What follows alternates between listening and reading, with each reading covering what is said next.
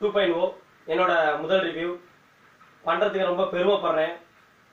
ஒரு மகன் முன்னாடி ஒரு அப்பா மற்றவங்கிட்ட கை தட்டக்குள்ள என்ன பெருமை வருமோ, ஒரு அப்பா முன்னாடி ஒரு மகன் ஒரு மகள் மற்றவங்க கிட்ட கை தட்டு வாங்கக்குள்ள என்ன பெருமை வருமோ, அந்த பெருமையை அடைஞ்சிட்டு வந்த சந்தோஷத்துல பேசிட்டு இருக்கேன். பெருமையா இருக்கு. சங்கர் சார் ஒரு இன்ஜினியரிங் ஃபீல்டு கேள்விப்பட்டிருக்கீங்க. இன்ஜினியரிங்ல aeronautical, civil, electronics, electrical, robotics எல்லாத்தையும் படிச்சு கற்று உணர்ந்தாலும் மட்டும்தான் இது மாதிரி ஒரு படத்தை எடுக்க முடியும். அப்படி ஒரு படத்தை எடுத்து கொடுத்திருக்காரு சங்கர் சார். அக்ஷய்குமார் சார் ஓப்பனா சொன்னா இந்த படத்து மூலியமா தமிழ்நாட்டில் உங்களுக்கு ஒரு ஃபேன் குரூப் உருவானா கூட ஆச்சரியப்படுறதுக்கு இல்லை. அவ்வளோ அருமையா டெடிக்கேட்டடா ஒர்க் பண்ணியிருக்காரு. அவருக்கும் வாழ்த்துக்கள். எமி ஜாக்சன் கொடுத்த ரோலை கச்சிதமா பண்ணியிருக்காங்க. படம் முழுக்க டிராவல் பண்ணவங்க.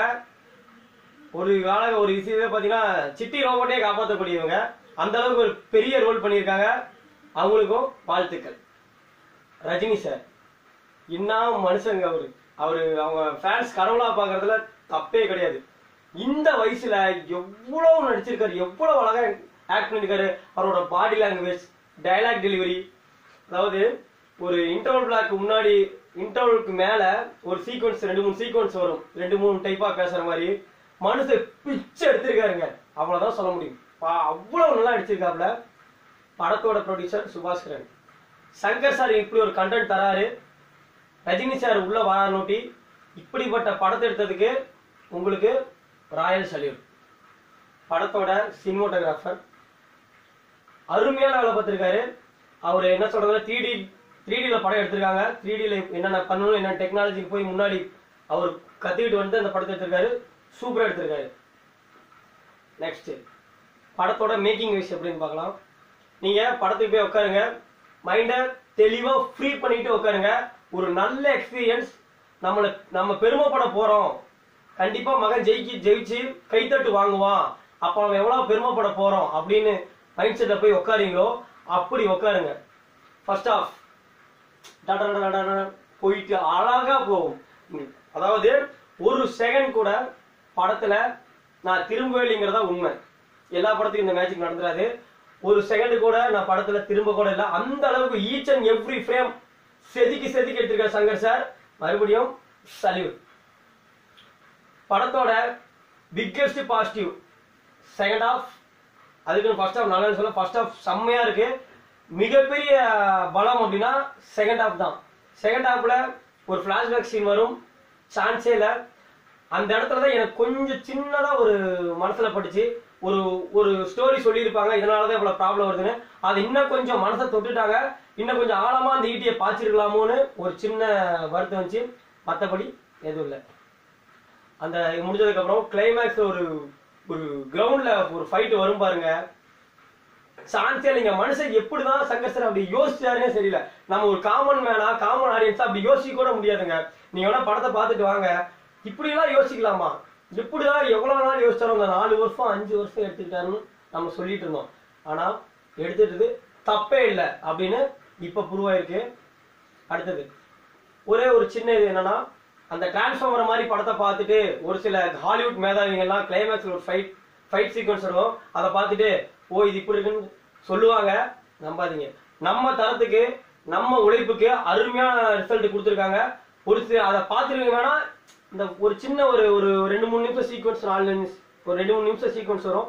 அதை மட்டும் கொஞ்சம் அப்போஸ் பண்ணலாம். மற்றபடி படம் ஃபர்ஸ்ட் கிளாஸ், சூப்பர், செம, பிளாக் பஸ்டர், டாப்பு டக்கரு, எது வேணா சொல்லிக்கலாம். இந்த படத்துக்கு சயின்டிபிக் படங்கிறாங்க. குழந்தைங்க போலாமா, பெண்கள் போலாமா, எல்லாருமே போலாம், தாராளமா போலாம். குடும்பத்தோட போய் என்ஜாய் பண்ணுங்க. நான் கூட டவுட் தெரிஞ்சேன் 29 ரிலீஸ் பண்றாங்க நவம்பர்னு.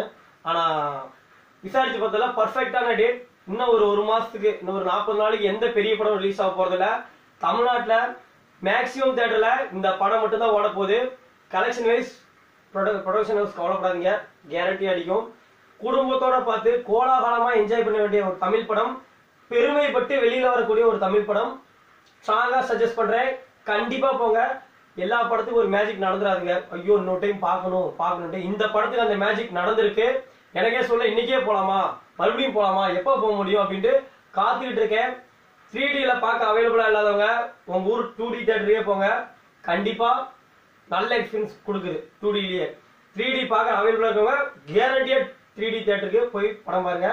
அப்புறம் இன்னொன்று சொல்ல மாட்டேன், கிளைமேக்ஸ்ல எந்திரல வச்சு சுந்தரின்னு ஒரு சாங் வருது. 20 கோடி போட்டு எடுத்தாங்க, ஓகே அதெல்லாம் சரி. ஆனா அந்த பாட்டு வந்துருச்சு, எண்டு கார்டு போட்டாங்கன்னு மட்டும் தயவு செஞ்சு வெளியில கிளம்பி போயிடாதீங்க. இந்த பாட்டு முடிஞ்சதுக்கு அப்புறம் 3.0க்கு ஒரு சின்ன ஒரு இன்ட்ரோடக்ஷன் கொடுத்துருக்காரு பாருங்க மனுஷன். அப்புறம் ரொம்ப முக்கியமான சொல்ல மாட்டேன், கிளைமேக்ஸ்ல இன்னொரு அவதாரம் ரஜினி சார் வருவாரு அப்படின்னு ஒரு ஹிண்ட் கொடுத்துருந்தாங்க. நான் அடிச்சு சொல்றேன், நீங்க படத்தை விட்டு வெளியே வரக்குள்ள அந்த 3வது கேரக்டரை பத்தி பேசுவீங்க. அந்த பழைய ரஜினிகாந்த் அந்த நக்கல் நையாண்டி தாறுமாறு பண்ணியிருக்காங்க மனுஷன். உண்மையாலுமே அவர் மேல இருந்த மதிப்பு ஒரு படி உயர போயிருக்குன்னு சொல்லலாம். இன்னும் நான் தாண்டா நம்பர் 1 கிங்னு மறுபடியும் நிரூபிச்சிருக்காரு Rajini sir, Shankar sir, production house எல்லாத்துக்கும் என்னோட மறுபடியும் ஒரு ராயல் சல்யூட். படத்தை போய் தியேட்டர்ல பாருங்க. தயவு செஞ்சு தமிழ் ராக்கெட்ஸ் ரிலீஸ் ஆனா பாத்துறாதீங்க, உங்களுக்கு பார்த்தா வேஸ்ட், அவ்வளவுதான் சொல்ல முடியும். தயவு செஞ்சு தியேட்டர்ல போய் குடும்பமா பார்த்து கொண்டாடுங்க. ஏற்கனவே ப்ரீவியஸ்ல சொன்ன மாதிரி நம்ம படத்தை தூக்கி விட்டோம்னா கண்டிப்பா இது மாதிரி டைரக்டர்ஸ் நிறைய வருவாங்க. அது நம்மளோட கடமை. போய் படத்தை தியேட்டர்ல பாருங்க.